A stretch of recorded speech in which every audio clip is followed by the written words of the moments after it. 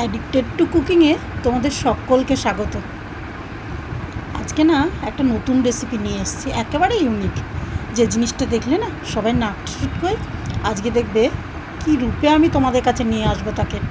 তো প্রথমেই আমি করলাগুলোকে ধুয়ে পরিষ্কার করে নিয়েছি, তারপর দুদিকটা একটুখানি কেটে পেটটা একটু ছুরি দিয়ে কেটে নিয়েছি, লম্বা করে কেটে নিয়ে সামান্য একটু জল দিয়ে প্রেসারে আমি একে একটা সিটি মারবো, যাতে করলা একটু সফট হয়ে যায় আর ওর তেতো ভাবটাও একটু কমে যায়।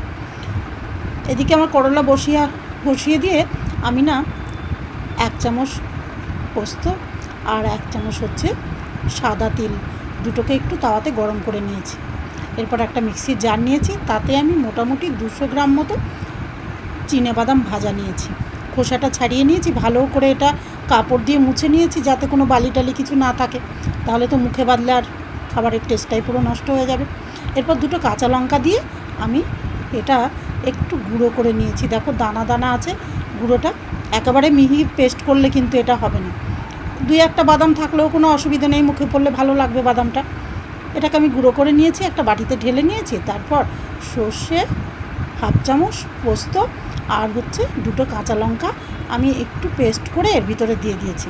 আর দিলাম 1 চামচ চিনি, টেস্টটা যাতে আরও ভালো হয় তার জন্য। দিয়ে দিলাম অল্প একটু লবণ খুব কম লাগে এই তরকারিটায়, তো অল্প একটু লবণ দিলাম। আর একটুখানি 1/4 টিস্পুন মতো দিলাম গোলমরিচ। এরপর আমি এতে কিছু গুঁড়ো মশলা অ্যাড করব, যেমন একটু ধরে আর জিরে আমি একটু গুঁড়ো করে রেখেছিলাম, সেটা আমি 1 চামচ দিয়ে দিয়েছি। আর এতে কিন্তু লঙ্কা গুঁড়োটা বেশ ভালো লাগে, তাই আমি 1 চামচ লঙ্কা গুঁড়ো দিয়েছি। এইবার কাঁচা ঝাঁঝালো সর্ষের তেল দিয়ে এটাকে সুন্দর করে মেখে নিতে হবে। দেখো কি সুন্দর করে এটাকে মেখে নিলাম, সাইড করে নিলাম। এইবার আমি যে করলাগুলো সিদ্ধ করতে দিয়েছিলাম না, সেইগুলো দেখব কি হয়।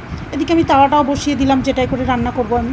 তাওয়াটা গরম হতে থাক, আর এই করলার মধ্যে যে জলটা ঢুকেছে না, সেই জলটাকে আমি একটু হালকা হাতে চিপে জলটা বের করে দেবো, তবে এর টেস্টটা ভালো হবে। তেতো ভাবটা অনেকটা কমে যাবে, জলের সঙ্গে তেতোটা অনেকটা বেরিয়ে গেছে। এবার জলটা চিপে নিয়েছি খুব ভালো করে। চিপে নেওয়ার পর আমি এবার কিন্তু আসল জিনিসটা তোমাদের দেখাবো। দেখো এর পেটটা এমনি লুজ হয়ে গেছে সিদ্ধ হওয়ার জন্য, তো এর ভিতরে আমি বাদামের যে পুরটা বানিয়েছিলাম সেটা দিয়েছি। দেখো বাবা, প্রেশার কুকারে আবার 2টো সিটি দিতে যেও না কখনো, যেন একটা সিটি মেরেই তোমরা কিন্তু সেটা বের করে নেবে করলা, না হলে কিন্তু একদম গলে গেলে আর এই রেসিপি হবে না। তো আমি পুরটা খুব সুন্দর করে করলার পেটের মধ্যে দিয়ে দিলাম। এইবার আমি সর্ষের তেলটা দিয়ে দেবো, এটা একটু সর্ষের তেল বেশি লাগে। সর্ষের তেল আমি তাওয়াতে দিয়ে দিয়েছি গরম করতে। এবার আমি ওই যে পুর ভরা করলা, তাকে আমি এক এক করে এবার তাওয়ার মধ্যে বসিয়ে দেবো। তেলটা যেন খুব বেশি গরম না হয়, হালকা একটু গরম হলেই বসাবে। করলা কিন্তু পুড়ে গেলেও এর টেস্ট নষ্ট হয়ে যাবে, কারণ এটাকে অল্প আঁচে ঢাকা দিয়ে দিয়ে রান্না করতে হয়। করলাগুলো দিয়ে আমি ঢাকা দিয়েছিলাম, তারপর একটু এদিক ওদিক করে এগুলোকে আমি উল্টে নেব, যাতে খুব সুন্দর করে অল্প আঁচে, এটা মিডিয়াম টু লো আঁচে করলেই সব থেকে ভালো। এটাকে আমি এদিক ওদিক করে একটু নাড়িয়ে নিলাম, নাড়িয়ে নিয়ে আবার কিন্তু এটাকে আমি ঢাকা দেবো বেশ কয়েক মিনিট, ওই 3 মিনিট মতো ঢাকা দেবো।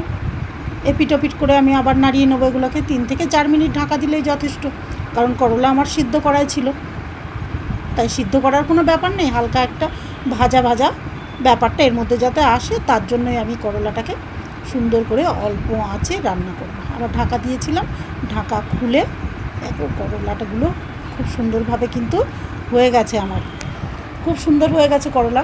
এই করলার তরকারিটা আমি না অনেক দিন থেকে ভেবেছিলাম তোমাদের সামনে নিয়ে আসবো, কিন্তু সুযোগ ছিল না আমার। করলাটাও বাড়িতে সেই মতো আসেনি আমার, তখন মনে হচ্ছিল যে করব এই করতে করতে অনেক দেরি হলো। তো আর সেই সময়টা এসে গেছে তোমাদের সঙ্গে শেয়ার করার। যারা কোনো দিন করলা খায়নি তারাও না প্রতিদিন কিন্তু এটা খাবারে চাইবে, মাংস পেলে এটাই আগে খাবে সবাই। দেখো আমি একটা আম কাসুন্দি বানিয়েছিলাম, তোমাদেরকে সে ভিডিওটাও শেয়ার করেছিলাম আমি। সে আম কাসুন্দি কিন্তু আমি মোটামুটি 2 চামচ এর উপর ছড়িয়ে দিয়েছি। আম কাসুন্দি দিয়ে আবার একটু আমি নাড়াচাড়া করে নিয়েছি। এটা যে কি অপূর্ব একটা টেস্ট আসবে, না খেলে তোমরা কিন্তু এটা বুঝতে পারবে না। খেয়ে শুধু আমাকে একবার জানাবে তোমরা এটা কেমন লেগেছে তোমাদের। দেখো আমি এপিট এপিট করে একটু এটাকে নাড়াচাড়া করে নিলাম।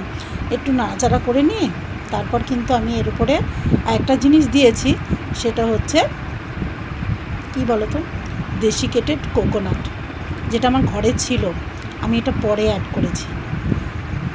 এরপর আমি কি দিয়েছি, একটু খাঁটি সর্ষের তেল, সুন্দর একটা ঝাঁঝালো গন্ধ আসানোর জন্যই আমি কিন্তু লাস্টের দিকে একটু সর্ষের তেল ব্যবহার করেছি। দেখো সর্ষের তেল দিয়েছি, আর কোকোনাটটা আমি দিয়েছিলাম, সেটা তেলের সঙ্গে মিশে গেছে পুরো। অল্প একটু কোকোনাট আমি লাস্টে কিন্তু আবার এই দেশি কেটের কোকোনাটটা ছড়িয়ে দেবো। দেখো কী অপূর্ব দেখতে হয়েছে না, অসাধারণ। এটা না খেলে কিন্তু সত্যিই বুঝতে পারবে না তোমরা। একে করলা সুন্দরী নাম দেবো নাকি পুরভরা করলা, কোনটা দেবো বলো তো? কেমন হয়েছে রান্নাটা আমার? দেখো কতটা সফট, বাদামের পুরভরা করলা, অসাধারণ টেস্ট, অসাধারণ। আর কিচ্ছু লাগবে না ভাতের সঙ্গে। তো ঝটপট এটা বানিয়ে নাও দেখি সবাই।